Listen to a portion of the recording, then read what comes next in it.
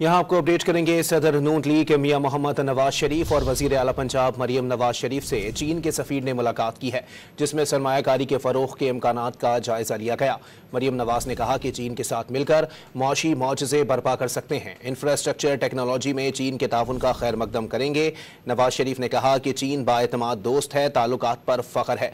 चीनी सफीर ने कहा कि पंजाब में 5 लाख एकड़ पर हाइब्रिड बीज काश्त किए रकबा मजीद बढ़ाना चाहते हैं। सदर नून लीग मियां मोहम्मद नवाज शरीफ और वजीर आला पंजाब मरियम नवाज से चीन के सफीर ने मुलाकात की है, जिसमें सरमायाकारी के फरोग के इम्कानात का जायजा लिया गया है। नवाज शरीफ ने कहा कि चीन बाएतमाद दोस्त है, ताल्लुकात पर फख्र है। चीनी सफीर ने कहा कि पंजाब में 5 लाख एकड़ पर हाइब्रिड बीज काश्त किए रकबा मजीद बढ़ाना चाहते हैं। सदर नून लीग मियां मोहम्मद नवाज शरीफ और वजीर आला पंजाब मरियम नवाज से चीन के सफीर ने मुलाकात की है, जिसमें सरमायाकारी के फरोग के इम्कानात का जायजा लिया गया है।